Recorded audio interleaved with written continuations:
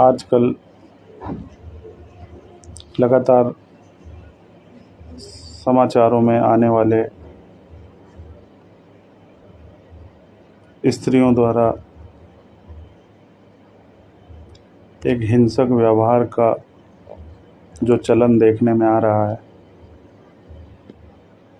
फिर बात चाहे स्त्रियों द्वारा पति की हत्या हो या फिर कई मामलों में अपने माँ बाप की हत्या जैसे समाचार सुनने को दिखाई दे रहे हैं। तो जो स्त्रियों का ये अचानक से हिंसक व्यवहार देखने में आ रहा है,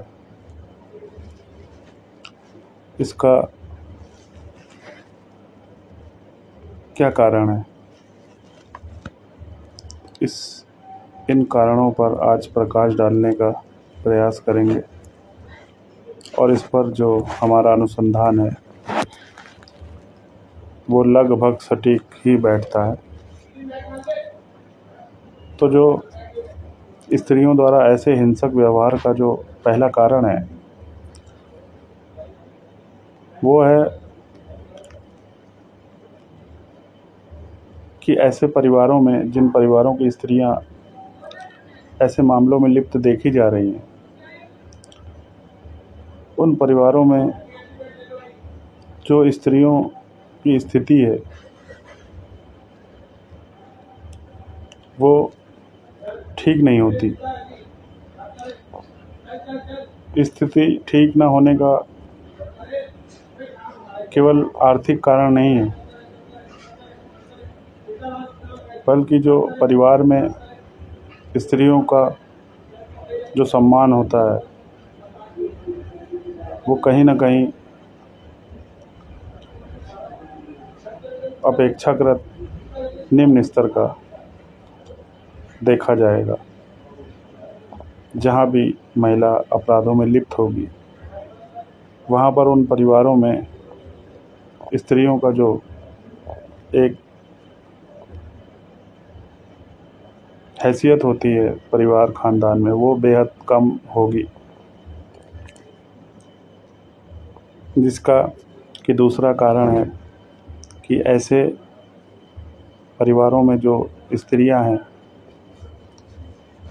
पर्याप्त दखल न मिलने के कारण उनके जो व्यवहार में परिवर्तन आता है, उसके कारण उनकी जो प्रवृत्ति होती है वो संकोची किस्म की हो जाती है। जो इसका दूसरा मुख्य कारण है वो है कि ऐसे परिवारों में स्त्रियों को एक सम्मानजनक पारिवारिक हैसियत न मिलने के कारण उनका जो व्यवहार होता है वो संकोची किस्म का हो जाता है। मतलब कि किसी भी मामले में उन पर राय को थोपने की जो प्रवृत्ति परिवारी जनों की होती है वो उन पर हावी रहती है, जिसके कारण परिवार में उन्हें जो परिवार के निर्णय होते हैं उनमें अपना पक्ष रखने की अनुमति नहीं होती, जिससे कि उनका स्वभाव संकोची प्रवृत्ति का हो जाता है।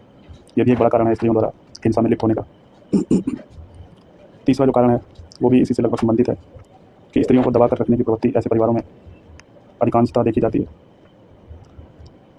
जिससे कि स्त्री में हीन भावना का विकास होता जाता है। समय के साथ ये बढ़ता है और अंततः इसकी परिणति जो है वो डिप्रेशन और अवसाद की तरफ ले जाती है, क्योंकि जब स्त्रियों को परिवार में एक सक्षम स्तर नहीं मिलता तो फिर उनमें एक हीन भावना घर करने लगती है और जो कि आगे चलकर लंबे समय में डिप्रेशन का कारण बनती है। और ये जितने भी समाचार हमें देखने को मिल रहे हैं इसमें कि महिलाएं हत्या जैसे अपराध करने में संकोच नहीं कर रही, ये कहीं ना कहीं उन स्त्रियों के अवसाद में होने का स्पष्ट संकेत देता है और लंबे समय से उनके आंतरिक व्यवहार में एक प्रतिकूल परिवर्तन की ओर संकेत करता है। और ऐसा ससुराल में नहीं है, बल्कि उनके माता पिता और उनके परिवार द्वारा उन्हें परिवार के मामलों में पर्याप्त दखल न दिए जाने के कारण होता है। अब क्योंकि बचपन से एक स्त्री उसी परिवार में बड़ी होती है तो उसे एक तरह का डर रहता है, इसलिए वो चाहकर भी विरोध नहीं कर पाती। लेकिन जब उसका विवाह होता है तो जो उसके परिवार में उसकी प्रतिकूल परिस्थितियाँ रहती हैं, उनकी परिणति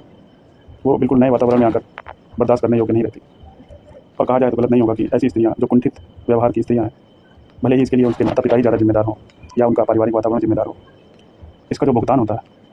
वो ससुराल में आकर पति की हत्या के रूप में देखने को मिलता है या मिल रहा है। क्योंकि स्त्री एक नए वातावरण में आकर एक स्वतंत्रता का अनुभव करती है और उसे ऐसा लगता है कि अब जितना सहना था सह लिया, अब कुछ नहीं सहना।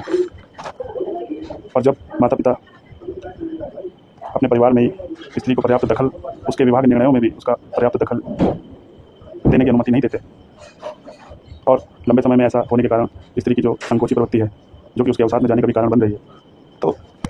माता पिता के लिए आम बात होती है कि हम जो कर देंगे वैसा ही जो घर की बेटी है वो मान लेगी। लेकिन वास्तव में ऐसा होता नहीं है, क्योंकि आगे चलकर यही निर्णय किसी व्यक्ति की हत्या के परिणाम के रूप में भी हमारे सामने आ रहे हैं। इसका जो 5वां कारण देखने को मिला है वो है कि भले ही माता पिता अपनी लड़कियों को पर्याप्त पारिवारिक मामलों में पर्याप्त दखल देने की अनुमति नहीं देते, लेकिन जीवन के रोज के मामलों में उन्हें हद से ज़्यादा छूट भी देते हैं। ये गौर करने वाली बात है कि जहाँ एक तरफ पारिवारिक मामलों में माता पिता अपनी बेटी को दखल रखने की अनुमति नहीं देते, लेकिन जब उसके जीवन में घूमने फिरने के शौक के रूप में काम करने होते हैं तो माता पिता आगे चलकर उसे अनावश्यक रूप से किशोरावस्था तक एक ऐसे व्यवहार की आदत डलवा देते हैं जिसमें कि उसकी हर ख्वाहिश पूरी की जाती है। और धनी घरों में ये ज़्यादा देखने को मिल रहा है, जिसमें कि हालत यहाँ तक है कि धनी घरों की लड़कियों को आज रोटी बनाना तक नहीं आता।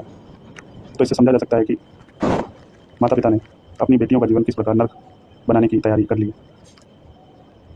क्योंकि माता पिता ये नहीं समझते कि उनके द्वारा लंबे समय तक दी जा रही ऐसी छूट आगे चलकर उनकी ही बर्बादी का कारण बनेगी। और जो 8वां कारण है इसका, वो है स्त्री के परिवारिक लड़की के परिवारिकजनों का आपस में घुलना मिलना समाप्त होना। क्योंकि अधिकांशतः धनी घरों में देखा जाता है कि माता पिता अपनी बेटियों को पर्याप्त सुख सुविधा के साधन उपलब्ध करवाते हैं, लेकिन आपस में मेल जोल नहीं रखते। एक दिन भर में मुश्किल से आधा 1 घंटा ही, कई घरों में तो आधा घंटा भी मुश्किल से 10 मिनट ही बात करने को मिलता दिखाई दे रहा है। तो इससे जो एक अनियमित दिनचर्या का निर्माण होता है, वो जो माता पिता की लड़कियां हैं उसकी एक अनियमित दिनचर्या जो है बन जाती है और ज़्यादा लाड प्यार में रखने के कारण ऐसी स्त्रियां धर्म के मार्ग से भटकती हुई देखी जाती हैं। और इसी का नतीजा होता है कि ससुराल में हम अचानक से सुनते हैं कि किसी स्त्री ने अपने पति का मर्डर कर दिया, जबकि ये एक दिन में किया हुआ निर्णय नहीं होता। इसके पीछे लड़की के सबसे ज़्यादा जो दोष होता है वो लड़की के ही माता पिता का होता है, क्योंकि उन्होंने ही ऐसे माहौल में बेटी को बड़ा किया होता है जिसके कि नकारात्मक जो प्रभाव हैं वो उसके मस्तिष्क पर हावी रहते हैं। और उनसे बाहर निकलने के लिए लड़की के दिमाग में एकमात्र जो रास्ता होता है वो होता है कि कहीं विवाह करके ससुराल में जाकर रहना। तो आज हमने जो मुख्य विषय पर बात की वो था कि स्त्रियों द्वारा आजकल हिंसक व्यवहार के कारण पतियों की हत्या को लेकर।